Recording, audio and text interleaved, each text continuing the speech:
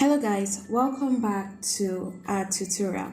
So we are continuing from the previous video where we are creating a design system for 𝗂𝗧𝗱𝘆 health and beauty mobile app. Now we started with creating the typography or specifying the typography values, and today we're going to be focusing on creating the color palette. If my page looks a little bit different than the previous video, it's just because I added a little something. I added the background and I added the background behind the typography subheading. We're going to start by duplicating this. I'm going to select this, hold down Alt, Shift, then drag down. When I'm satisfied, I'm going to leave all the buttons. So we'll rename this to color. Okay, we are going to be making use of 𝗂𝗧𝗱𝘆's logo. They already have a beautiful logo with different shades. So generally, if your logo doesn't have, if for some reason your logo doesn't have different shades, then you will have to use a generator. Either you go check for a generator using your browser, or you visit the Figma plugin repository. There are definitely going to be so many color generators there. In this case, 𝗂𝗧𝗱𝘆 already has some shades, so we're going to make use of that. Another thing is, when you're creating your design system, you might face scenarios where you will need to create primary colors, secondary accent colors, then neutral colors. Now, but for the design purpose, we are going to focus just on primary and neutral colors. How do we then create our color palette?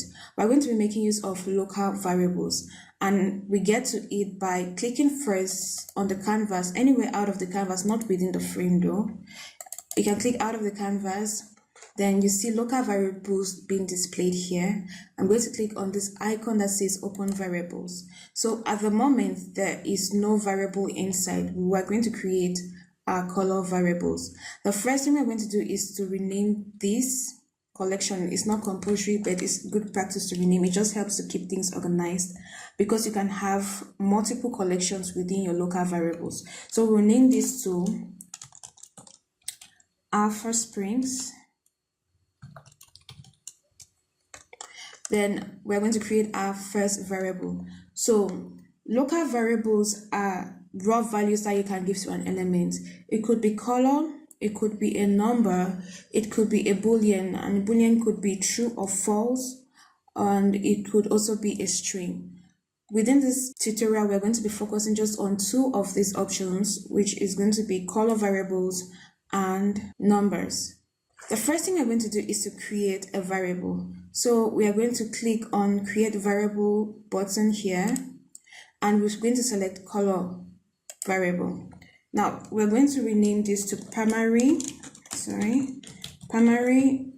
color /. So when you hit the / button, it's going to create a group called primary color, and whatever comes after that is going to fall under that particular group. So in this case, we're going to just call this shade 1. And when you're done giving this a name, you just hit the enter button, and we've created a group here. This is a group called primary color, and under the group we have shade 1.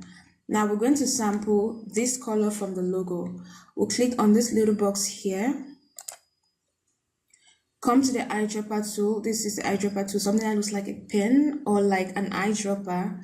We'll click on it first, then we'll come to our canvas and sample. Make sure that the eyedropper is on the color you want to sample, and you click on this once and it has sampled the color.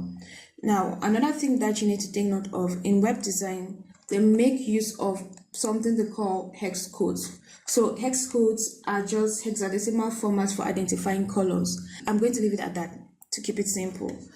If you want to know more about hex codes, you can just hit Google and you'll see there's so much information about hex codes there.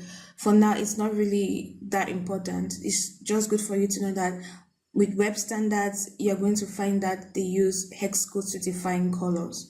So the next thing we're going to do is to sample the next color, which is this. And I want to make sure that it falls under the primary color group. So you will need to select primary color first. When you select the primary color, you now come down to where you see create variable here. I'm going to hit this, and what do I want to create? I want to create a color variable. I'm going to click on that. I'm going to just call this shade2, and do the same thing I did before. Sample this color. You notice the hex codes are changing, and that's because it's identifying each shade. Each shade has its own specific hex code. We're going to now create another variable still under primary color, and we're going to name this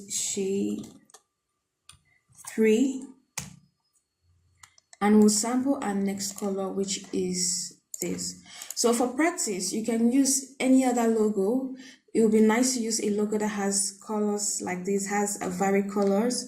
If you don't have one, you can go to Google and even use the Google logo. But you can also practice better by using, you can go to Figma plugin repository and try to find color generator to see what works for you. So we are done with creating our primary colors. Now the next thing we want to do is to create our neutral colors. So I'm going to click on create variable here, and what I'm going to do is click on the color. I want to create neutral colors. I want to create a neutral color, and / let's say we'll call this black. And we're going to come to the neutral color section. Make sure you click on this. So this is definitely not black. Black is 000 for hex codes, and white is FFFF, 6 Fs. I don't know if I've mentioned 6 Fs for the hex codes. So we're going to create another shade, which is, let's just call this white, and another shade which we are going to sample. Let's just say cream white, because this is actually not pure white here. We'll click and we'll sample this color, and the next we are going to sample this. This is not really black, it's some sort of a dark shade of gray. We're going to sample that, so we'll just say dark gray. I'm going to hit the sample, 𝗂𝗧𝗱𝗆, then sample this, and we are good to go. So we have created our color variables. Now we're going to add this to our design system just to keep things organized. We're going to create circles inside. It could be circles, it could be rectangles, whatever shape you like, but in this case I just want to use circles. Yours could have the rectangle selected. You just need to click on the drop down and select the circle if you want to follow with me. Hold down the shift button, the left mouse, and you drag. So it just scales it proportionately.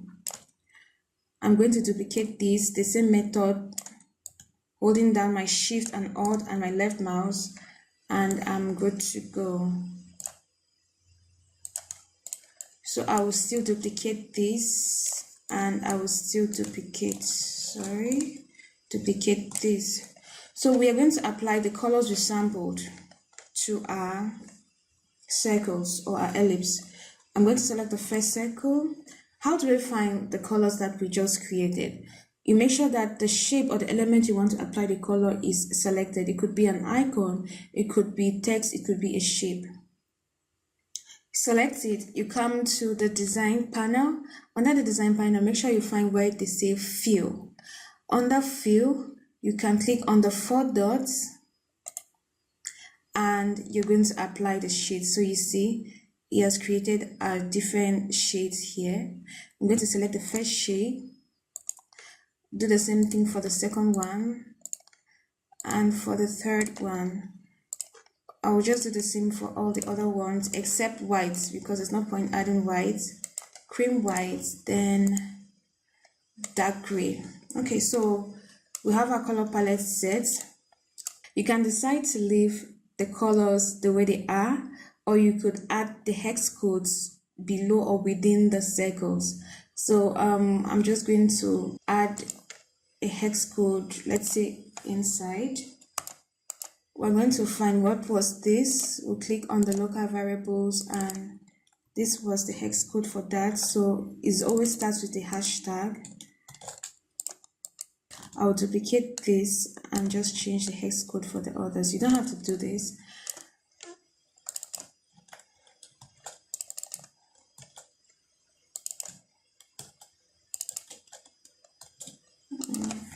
Hashtag.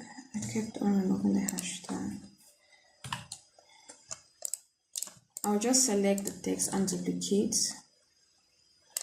This was black, so it's 000. And this was cream white. And this was dark gray. Oops. You know what happened? I mistakenly added that to the local variable. Needed to change it. So I'll change this to, I want to apply the dark gray to this because the contrast is not the best. Okay, so that's it. We could choose to reduce the font size so that it's not that big.